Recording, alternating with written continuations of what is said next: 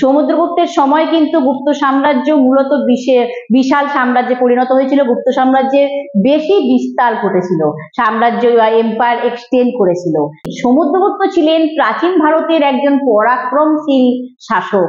পরাক্রমশীল মানে কি? যাকে পরাক্রম করণে হারানো যায় না, যাকে থামানো যায় না। আনস্টপেবল, এনসিয়েন্ট ইন্ডিয়ার একজন আনস্টপেবল রুলার ছিলেন। তাই সমুদ্রগুপ্তের কৃতিত্বের কথা বলতে গেলে প্রথমেই আমাদের বলতে হয় যে তিনি উত্তর ভারতে প্রায় 9 জন, মানে পুরো 9 জন শাসককে তিনি হারিয়েছিলেন এবং তারপর তিনি পুরো উত্তর ভারতকে গুপ্ত সাম্রাজ্যের অধীনে করে নিয়েছিলেন। উত্তর ভারতে নর্থ ইন্ডিয়া পুরোটাই কিন্তু ক্যাপচার করে নিয়েছিলেন, গুপ্তা এম্পায়ারের মধ্যে ইনভলভ করে নিয়েছিলেন। তিনি কিন্তু দক্ষিণ ভারতেও সাম্রাজ্য বিস্তার করেছিলেন। তিনি মানে সাউথ ইন্ডিয়া যেটাকে বলে, দক্ষিণ ভারতেরও কিন্তু 12 জন রাজাকে হারিয়েছিলেন। সাউথ ইন্ডিয়ার 12 রুলারকে কিন্তু হারিয়েছিলেন। তারপর যদিও তিনি 12 জন রাজাকে তাদের রাজ্য ফিরিয়ে দিয়েছিলেন পরে, কারণ অনুমান করেন ঐতিহাসিকরা যে হয়তো তিনি উত্তর ভারত আর দক্ষিণ ভারত একসঙ্গে এতগুলো রাজ্যকে শাসন করা তার একার পক্ষে একটু কঠিন হয়ে যেত। সে কারণেই হয়তো তিনি দক্ষিণ ভারতের রাজাদেরকে হারিয়ে দিয়েও তাদের রাজ্য আবার ফিরিয়ে দিয়েছিলেন।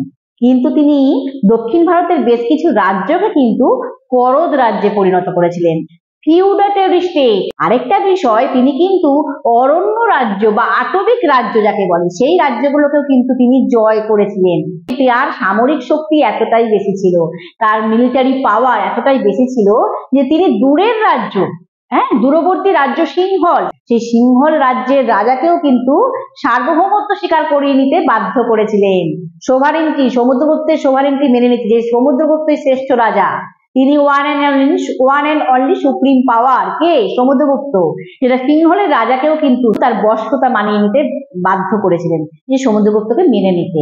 এটা কিন্তু কম কথা নয়। তার এই যে সারা ভারতবর্ষ জুড়ে তিনি দিগ্বিজয় করেছিলেন, ইউনিভার্সাল কনকোয়েস্ট করেছিলেন, সে কারণে সমুদ্রগুপ্তকে ঐতিহাসিকরা ভারতের নেপোলিয়ান বলেন। কেন বলেন ভারতের নেপোলিয়ান?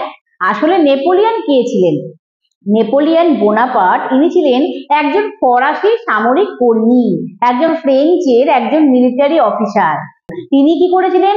সমগ্র ইউরোপের বিভিন্ন জায়গায় সামরিক অভিযান করেছিলেন, মিলিটারি এক্সপিডিশন করেছিলেন এবং সফলতার সঙ্গে নেতৃত্ব দিয়েছিলেন, লিডারশিপ করেছিলেন সাকসেসফুলি। নেপোলিয়ান বোনাপার্টও কিন্তু ইউরোপের বিভিন্ন জায়গায় দিগ্বিজয় করেছিলেন, ইউনিভার্সাল কনকোয়েস্ট করেছিলেন। সেই কারণে কিন্তু নেপোলিয়ান ইউরোপে করেছিলেন আর সমুদ্রগুপ্ত ভারতবর্ষে করেছিলেন। তাই ঐতিহাসিকরা সমুদ্রগুপ্তকে ভারতের নেপোলিয়ান বলে।